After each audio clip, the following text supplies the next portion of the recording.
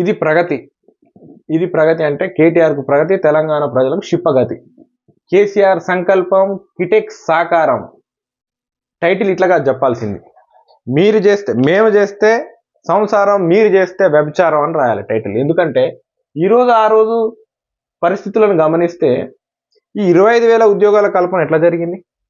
అక్కడ టీజీఐఏసీ ల్యాండ్ సేకరించి అక్కడ ఉన్నటువంటి రైతుల దగ్గర నుంచి వాళ్ళ కూడు గూడు అన్ని తీసుకొని తర్వాత వాళ్ళకి సెటిల్మెంట్ చేసి అక్కడ కూడా ప్రజలు తిరుగుబాటు చేసి ఏ రైతు కూడా స్వచ్ఛందంగా నా భూమి తీసుకో, నా ఇల్లు తీసుకో, నన్ను ఇక్కడ నుంచి కూడు గూడు లేకుండా ఎల్లగొట్టు అన్నారు. ఈ రోజు కాకతీయ మెగా టెక్స్టైల్ పార్క్ ఏరియాలో ఇట్లనే భూసేకరణ జరిగింది. ఇప్పుడు ఎస్సీ భూముల విషయంలో జరిగినటువంటి పరిస్థితులే ఆనాడు కూడా ఎదురైనాయి. ఈ రోజు ఆనాడు నువ్వు అధికారంలో ఉండి మేము ఆ రోజు ప్రగతి సాధించినాం అంటే మరి ఇప్పుడు టీజీఐఎస్ తీసుకొని ప్రగతి కాకపోతే ఇంకేం చేస్తా ఉంది?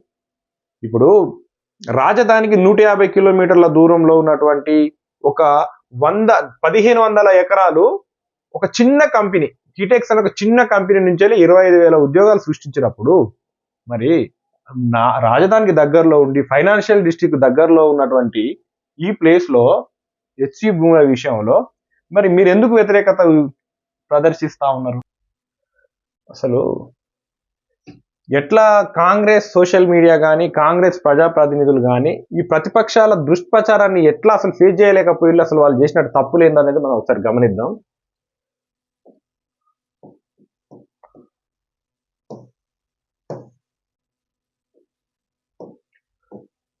ఇది లింగంపల్లి రూటు, ఇది 400 ఎకరాలు, ఇది ఈస్ట్ ప్లేస్ క్యాంపస్కి. ఇక్కడ వివాదం ఏంటంటే ఎస్సీ విద్యార్థులు ఇది మా భూమి అనడం. వాస్తవానికి వాళ్ళకి ఎటువంటి లీగల్ రైట్ లేదు. ఈ ల్యాండ్ ఇటుకి న్యాచురల్ గార్డెను కస్టోడియన్ గవర్నమెంటే.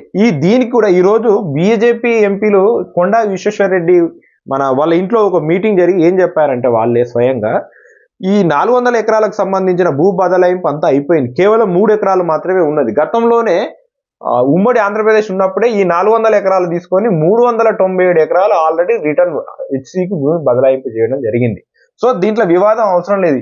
మళ్ళీ మొన్నటిదాకా జరిగినటువంటి సుప్రీంకోర్టు తీర్పు వరకు గత 21 సంవత్సరాలుగా ఇది మా భూమి అని చెప్పేసి గవర్నమెంట్ మాత్రమే కొట్లాడింది. దీంట్లో హెచ్సి ఎటువంటి ఇంప్లీడ్ కూడా కాలేదు, ఎటువంటి బాధ్యత తీసుకోలేదు.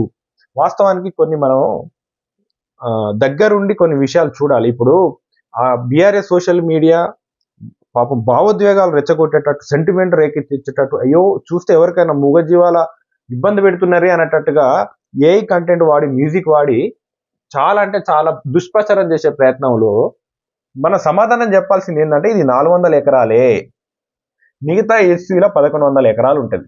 సాధారణంగా పెద్ద పెద్ద మిషన్లు, పెద్ద పెద్ద జేసీబీలు, ఇటాచీలు వచ్చినప్పుడు పనిచేసినప్పుడు శబ్దం చేసుకున్నప్పుడు మూగజీవాలు ఇక్కడ ఉండే అవకాశం లేదు. ఇక్కడికి వెళ్తాయి.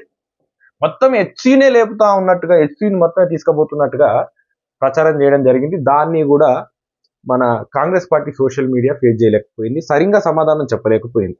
రెండవది, హెచ్సీ విద్యార్థులు అన్నప్పుడు ఈ 400 ఎకరాలు లీగల్గా వీళ్ళకి రైట్ లేదన్నప్పుడు 5,000 మంది, దాంట్లో ఈ 5,000 మందిలో పావంతు 25% కూడా తెలంగాణ వాళ్ళు ఉండరు.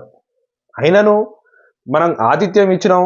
దేశం నుంచి వచ్చి ఎంతో మంది మన వివిధ రాష్ట్రాల నుంచి చదువుకునే వాళ్ళకి ఆతిథ్యం ఇచ్చినాం కాబట్టి అదొక సెంట్రల్ యూనివర్సిటీ కాబట్టి ఈ రాష్ట్ర ప్రయోజనాల కోసం, ఈ రాష్ట్ర ప్రయోజనాలు అంటే మనం వీటి గురించి మాట్లాడుకోవాలి. ఫస్ట్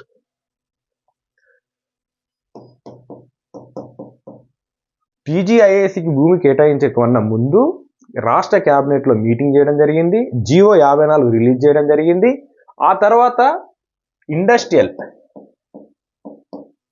ఇండస్ట్రియల్ ఐటీ ఇది పక్కన ఉన్నటువంటి గచ్చిబౌలికి, ఫైనాన్షియల్ డిస్ట్రిక్ట్కి, హైటెక్ సిటీకి కూతవేటు దూరం, world class amenities, world class infrastructure, transportation, environment eco friendly, తర్వాత విమానాశ్రయం, ఇవన్నీ ఉన్న తర్వాత ఎందుకు రావు? దాదాపుగా 2 లక్షల నుంచి 20 లక్షల ఉద్యోగాలు, 5 లక్షల ఉద్యోగాలు వచ్చే అవకాశం ఉంది. పోనీ మొత్తం మూగజీవాలను ఇబ్బంది పెట్టి వాళ్ళను వాటిని చంపి ఇట్లాంటి ఉద్యోగాలు ఎందుకనో, లేకపోతే ఎస్సీ విద్యార్థులను రోడ్డు మీద తీసుకొచ్చి ఇట్లాంటి ఉద్యోగ కల్పన ఎందుకు అనే మాట్లాడడం కాదు కదా. హెచ్సికి ఈ 400 ఎకరాలు పోగా ఇంకా 1100 ఎకరాలు ఉంటుంది.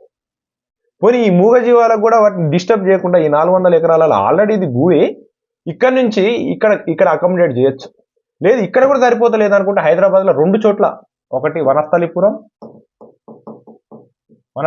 రెండోది మొయినాబాద్, కేవలం జింకల సంరక్షణ కేంద్రాలు మాత్రమే. అక్కడ తరలించవచ్చు. వాటి లైఫ్ స్పాన్ ఎన్ని ఉందో అన్ని సంవత్సరాలు వాటిని జాగ్రత్త కాపాడుకోవచ్చు.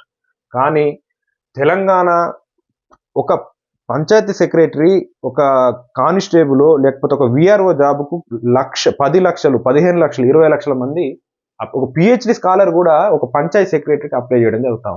తెలంగాణలో ఇంత నిరుద్యోగం ఉంది. 10 ఏళ్ళు ఎటువంటి నోటిఫికేషన్ లేవు. చాలా మంది నిరుద్యోగులు ఆత్మహత్యలు చేసుకున్నారు, ఉద్యోగం లేక, ఉపాధి లేక. ఒక్కొక్కరు బీటెక్ పట్టాలు పొంది ఊర్లలో ఖాళీ ఉంటాను, 100 రోజుల పనికి పోతాను. లాయర్ చదువు కూడా 100 రోజుల పనికి పోయినటువంటి సందర్భాలు ఉన్నాయి తెలంగాణలో.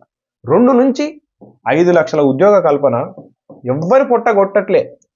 ఇది 100% ప్రభుత్వ భూమి, దాంట్లో డౌటే లేదు. 400 ఎకరాలు, ఇందులో తీసుకునే 400 ఎకరాలే. మొత్తం హెచ్సిని తీసుకొని దీన్ని ఏదో వీళ్ళని తీసుకొని హెచ్సి విద్యార్థులు రోడ్ల మీద వేసే పరిస్థితి లేదు. పోనీ జంతువులు క్యాంపస్లోకి వచ్చినట్టు ఒక వీడియో వచ్చింది. ఇక్కడ నుంచి సాధారణంగా క్యాంపస్లో నేను కూడా ఉన్నాగా 2014, 15, 16, 2012 నుంచి యూనివర్సిటీలో ఉన్నా. నాకు తరచుగా నా ఫ్రెండ్స్ ఉంటారు, నేను వెళ్తుంటా. క్యాంపస్ అన్ని చోట్లకు వస్తాయి, అవి అన్ని చోట్లకు వస్తాయి. దాన్ని ఇంకెక్కడికో వెళ్ళిందని చెప్పేసి ఇళ్లకు వచ్చినట్టుగా ఎంత ప్రతిపక్షాలు దుష్ప్రచారం చేయాలో అంత చేశారు. కానీ దీన్ని ఎదుర్కొనే విషయంలో మాత్రం కాంగ్రెస్ సోషల్ మీడియా కానీ కాంగ్రెస్ తరపు నుంచి కానీ ఫేస్ చేయలేకపోయింది.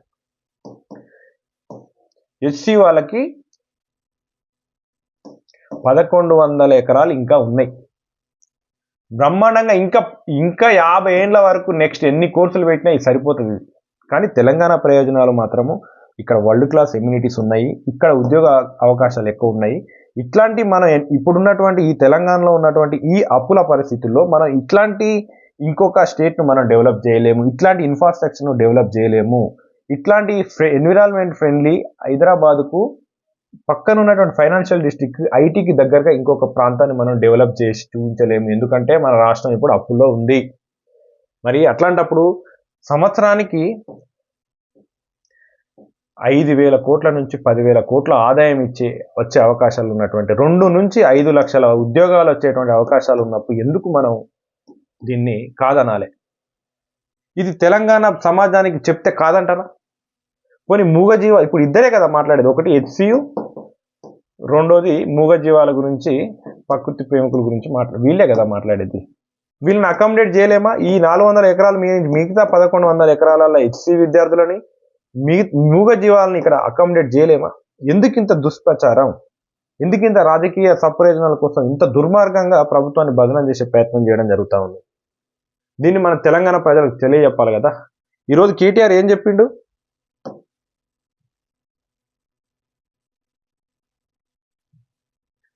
$25,000 ఉద్యోగాలు వచ్చినాయని చెప్తా ఉన్నారు.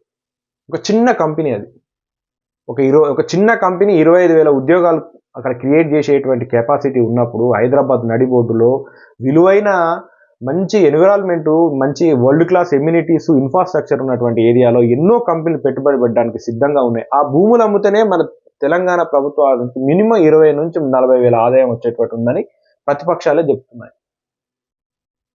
అదేం పంచుకోరు కదా. బహిరంగ వేలం టీజీఐఏసీ తీసుకుంటా ఉన్నది, పైగా లీగల్. 5 సంవత్సరాల లోపు కనుక వాళ్ళ డిపిఆర్లో పెట్టినట్టు ఉద్యోగ కల్పన లేదా ఇండస్ట్రియల్ డెవలప్మెంట్ స్టార్ట్ చేయకపోతే మళ్ళీ అది టీజీఐఏసీ తీసుకునేటువంటి రైట్ అనుకుంటుంది చట్టపరంగా. ఇంత లీగల్గా వెళ్తున్న ఈ ప్రభుత్వాన్ని ఎందుకు ఇంత దుర్మార్గంగా మీరు బదనం చేసే ప్రయత్నం చేస్తూ ఉన్నారు? ఒక్కసారి ప్రతిపక్షాలు ఆలోచించాలి. ఇది తెలంగాణ సమాజం, మనం చెప్పగలగాలి. అక్కడ మూగజీవాలకు ఎటువంటి ఇబ్బందులు లేవు, మిగతా 1100 ఎకరాలలో బ్రహ్మాండంగా బతకొచ్చు. లేదు ఇంకా ఆ 1100 ఎకరాలు సరిపోదు అనుకున్నప్పుడు జింక సంరక్షణ కేంద్రాలు తెలంగాణలో 2 ఉన్నాయి పక్కపక్కనే, అక్కడ అకామిడేట్ చేయొచ్చు. 5,000 జనాభాకు ఉస్మానియా యూనివర్సిటీలో 11-12,000 మంది జనాభాలు ఉంటారు. తిప్పి కొడితే 700-800 ఎకరాలు ఉండదు. మేము ఉండలేమా? అట్లాంటప్పుడు మీకు 1100 ఎకరాలు ఉన్నాగా దాంట్లో ఇంకేం చేసుకుంటారు? నెక్స్ట్ 50 ఏళ్ళకు సరిపోయేంత ల్యాండ్ ఉంది. కావాలని ఎందుకు ఈ దుష్ప్రచారం? తెలంగాణ ప్రయోజనాల కన్నా మీకు ఎక్కువనా ప్రయోజనాలు? తెలంగాణలో 2 నుంచి 5 లక్షల ఉద్యోగాల కల్పన అవకాశం ఉన్నప్పుడు మీరెందుకు తెలంగాణ ప్రయోజనాలకు మీరు సహకరించరు?